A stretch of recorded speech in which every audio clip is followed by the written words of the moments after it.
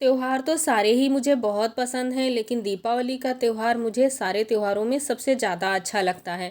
और इसे हम अच्छे से मना सकें, इसकी तैयारियां कुछ दिन पहले से ही शुरू कर देते हैं। दीपावली के दिन हम खूब सारा एंजॉय कर सकें, तो तैयारियां पहले से ही शुरू हो जाती हैं ताकि उस दिन बहुत ज़्यादा तामझाम ना करना पड़े।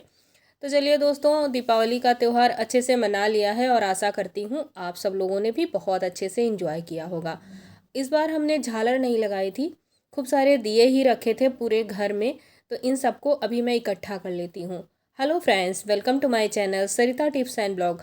आज के ब्लॉग में हम देखेंगे पुराने दिए का रीयूज कैसे कर सकते हैं। इनसे बहुत ही सुंदर सुंदर क्राफ्ट भी बनाए जाते हैं और ऐसे भी साल भर इन दियों का कुछ ना कुछ हम इस्तेमाल करते ही रहते हैं। तो आज के वीडियो में वो सारी टिप्स एंड ट्रिक आपसे शेयर करूंगी जिनसे आप भी पुराने दिए का इस्तेमाल कर सकते हैं। दोस्तों, सारे दिए इकट्ठा करने के बाद इन्हें हम अच्छी तरीके से धो लेंगे।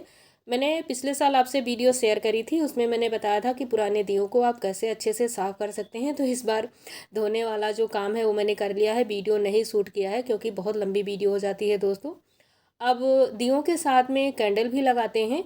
घर में बहुत सारे ऐसे लकड़ी के फर्नीचर या स्टूल होते हैं, टेबल होती हैं, जिनके ऊपर मोमबत्ती लगा देते हैं।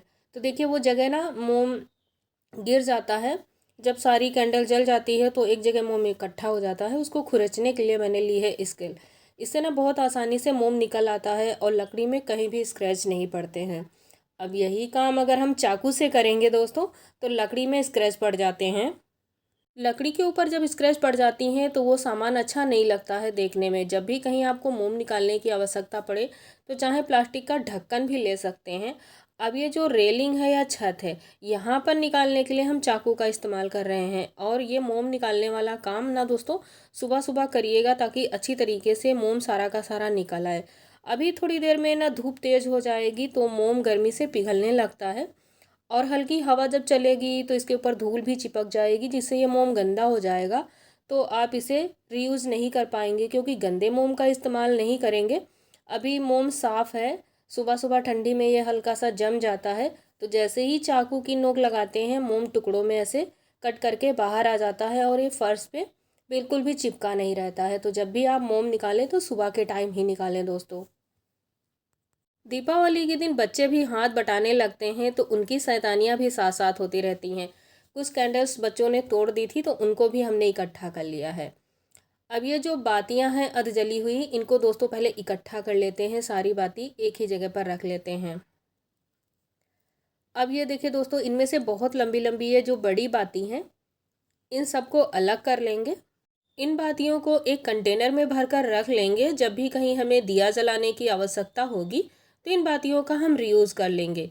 पूजा घर में तो इन बातियों का इस्तेमाल नहीं कर सकते हैं, लेकिन बाकी कहीं घर में हमें दिया जलाने की ज़रूरत है तो इन बातियों का हम इस्तेमाल कर सकते हैं। ये लंबी बाती हैं तो छोटे दिए में आराम से आ जाएंगी। बाकी ये जो छोटी छोटी सी बची हुई हैं, इनका इस्तेमाल अब नहीं होगा, लेकिन इन्हें डस्टबिन में नहीं फेंक सकते हैं क्योंकि अशुभ माना जाता है बाती को फेंकना। तो इन्हें आप चाहें गमले में मिट्टी के नीचे भी दबा सकते हैं, लेकिन इनमें घी और तेल लगा होता है जिससे पौधे को नुकसान होता है, पौधा सूख जाएगा। तो जब भी आप इसे मिट्टी में फेंकें तो एक बार इसे ऐसे जला दें। अगर नहीं जल रहा है तो थोड़ी सी हवन सामग्री, कपूर डाल दीजिए, घी डाल दीजिए ताकि इसकी एक अच्छी राख बन जाए। और जब हम इसे पौधे में डालें तो ये हमारे पौधों को कोई नुकसान ना दे। तो देखिए, इसे हमने मिट्टी के पात्र में रख करके जला दिया है। इन बातियों को जला देने से घर का वातावरण भी शुद्ध हो जाता है और इनकी राख भी बन जाती है। तो देखते हैं दोस्तों, नेक्स्ट आइडिया में हम टूटी हुई मोमबत्ती और खुरचन का इस्तेमाल कैसे करेंगे। यहाँ पर इसको पिघलाने के लिए एक मोटी तली का बर्तन लेंगे ताकि ये जो मोम है ना पिघलने के बाद जले नहीं। धीमी आंच पर उसको रख दिया है। इधर हम बाकी जो इसमें डालने वाली सामग्री है उसको देख लेते हैं। यहाँ पर हमने दोस्तों लिया है एक नींबू, इसका पतला छिलका है। अगर मोटा और ताज़ा छिलका है तो इसे आप कद्दूकस कर लीजिए। नींबू का जूस या अंदर का पल्प हमें इस्तेमाल नहीं करना है, सिर्फ इसके छिलके का इस्तेमाल करेंगे। जितना हो सके इसे आप चाकू से, कैंची से बारीक कर लीजिए। और थोड़ी सी लौंग ले लीजिए। इसकी मात्रा आप अपने दिए के हिसाब से रखिएगा। यहाँ पर हमने 4 दिए का पूरा मटेरियल ये तैयार किया है। देखिए मोम पिघल गया है एकदम धीमी आंच पर। अभी ये गरम है तो इसमें ये हम लौंग और नींबू का जो छिलका है इसको डाल देंगे और आंच को बंद कर देंगे। इसे हमें पकाना नहीं है, जैसे हम कोई तेल बनाते हैं ना, सामग्री को पका करके। उस तरीके से इसको पकाना नहीं है। बस ये जो मोम गरम था उसी में सारा फ्लेवर निकल करके आ गया है, लौंग का और नींबू का जो छिलका था उसको डाला था। आँच को बंद कर दिया है। इधर हमने दिए धो करके सुखा लिए हैं। अब ये जो कैंडल्स थी उनके अंदर धागे निकले थे, उन्हीं धागों को हमने ले लिया है, बीच में से कट करके एक कैंडल्स के दो धागे निकाल लिए हैं। अब इन्हें क्लॉथ क्लिप में कुछ इस तरीके से फिक्स कर देंगे ताकि ये अपनी जगह से हिले नहीं। तो देखिए ऐसे इनको हम फिक्स कर देंगे दिए में रख करके, बीचों बीच में ऐसे रखना है इनको। दोस्तों अब ये जो पिघले हुए मोम का मिश्रण है इसे डालेंगे चम्मच से हर एक दिए में बराबर मात्रा में। और ध्यान रहे यहाँ पर ये मोम हल्का गर्म होना चाहिए, अगर ठंडा होगा तो चम्मच में आते ही जम जाएगा।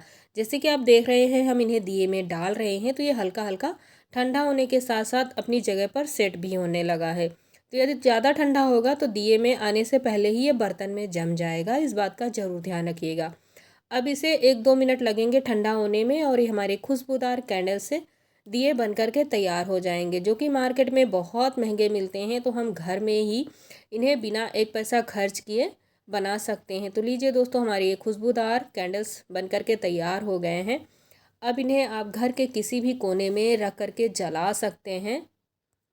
दोस्तों सोने से पहले अपने रूम में खुशबूदार कैंडल्स जलाने के कई सारे फ़ायदे आपको मिलेंगे। एक तो इससे आपके रूम का माहौल पूरी तरह से पॉजिटिव हो जाता है। दूसरी, इनकी खुशबू मन को शांति देती है जिससे नींद जल्दी और गहरी आती है। कैंडल्स जलाने के बाद कमरे में ना तो बहुत तेज़ रोशनी होती है और ना ही एकदम से घुप अंधेरा होता है जिससे आपको डर लगे।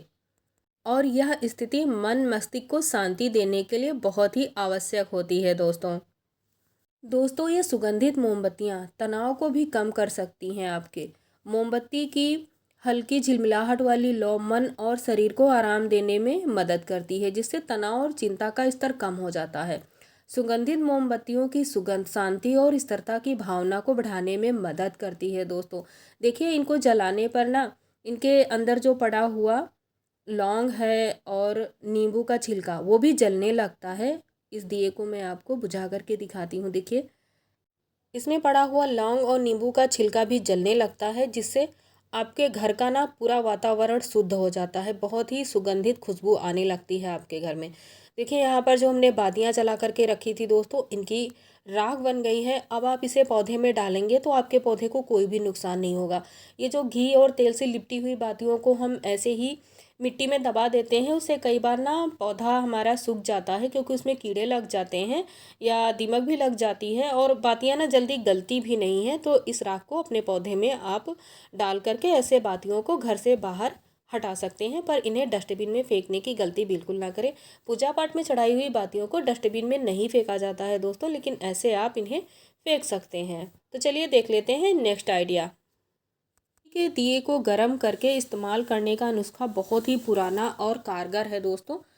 कितना भी अच्छी तरीके से इसको हम धो लें, पर जब इसको गर्म करते हैं तो दिया जो ये इस्तेमाल किया हुआ है इसमें से थोड़ा तेल या घी बाहर आ जाता है जब इसे पहली बार गर्म करते हैं। तो चाहे यहाँ पर टिश्यू पेपर ले सकते हैं या सिल्वर का जो फॉइल पेपर आता है उसको भी ले सकते हैं। यहाँ पर हमने टिश्यू पेपर का इस्तेमाल किया है, क्योंकि सिल्वर का जो पेपर फॉइल होता है वो शरीर में चुभने लगता है, ये थोड़ा सा सॉफ्ट वाला होता है।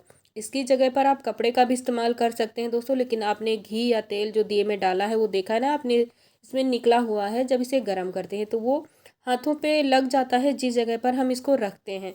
देखिए घर में बच्चे कई बार खेलते हैं, उनको चोट लग जाती है या हमें भी कहीं चोट लग जाती है, उस जगह की सिकाई करनी है तो ऐसे हम मिट्टी के दिए से सिकाई करते हैं। अब ऐसे अगर मिट्टी के दिए को गर्म करके हम रखेंगे स्किन पे तो हमारी स्किन जल जाएगी। तो ऐसे दिए को गर्म करके टिश्यू पेपर या फॉइल पेपर में लपेट करके कहीं भी हम सिकाई कर सकते हैं। पुराने समय में जब इतने सारे उपकरण नहीं थे तो ऐसे ही मिट्टी के पात्रों को गर्म करके सिकाई के लिए उपयोग किया जाता था दोस्तों। एड़ी का दर्द अगर बहुत पुराना है, सुबह उठते ही पैरों में दर्द होता है, तो आप मिट्टी के दिए से सिकाई करिए, बहुत जल्दी आराम मिलता है और ये बहुत ही पुराना कारगर नुस्खा है। दीपावली पर जितनी छोटी छोटी सी और टूटी कैंडल्स बची थी उन सब का इस्तेमाल हम कर लेंगे अलग अलग ढंग से। तो यहाँ फिर से हमने कुछ मोमबत्तियों को पिघला लिया है और उसके बाद इसे कटोरी में निकाल कर रख लिया है। हल्का ठंडा हो गया है दोस्तों। अब इसमें मिलाएंगे नारियल का तेल। चाहे तो सरसों का तेल मिला सकते हैं, पर स्किन के लिए नारियल का तेल ज़्यादा अच्छा माना गया है। इसको डालते ही ना ये इसमें जम जाता है, तो जब ये हल्का गर्म रहे तभी इसमें डालें। ग्लिसरीन अगर आपके पास है तो 2-4 बूंद इसमें ज़रूर डालें, नहीं है तो स्किप भी कर सकते हैं। लेकिन नारियल का तेल और मोम का ये जो पेस्ट है, ये दोनों ज़रूरी हैं।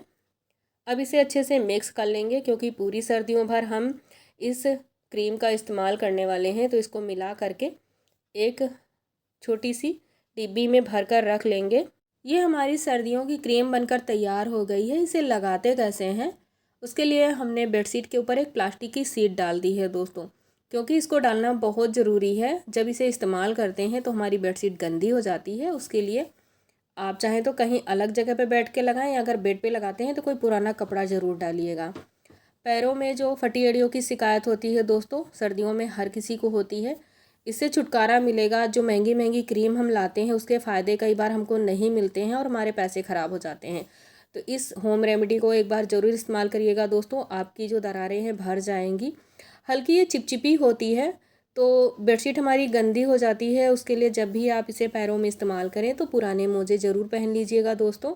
ये सारे टिप्स एंड ट्रिक हैं जिन्हें आप इस्तेमाल करके पैरों को अपने चिकना बना सकते हैं। और ये क्रीम तो आप घर में बहुत ही आसानी से बना ही सकते हैं। तो चलिए दोस्तों, मिलते हैं आपको नेक्स्ट आइडिया और नेक्स्ट ब्लॉग के साथ में। आज के वीडियो में सारी टिप्स एंड आइडियाज़ कैसे लगे कमेंट करके ज़रूर बताइएगा दोस्तों।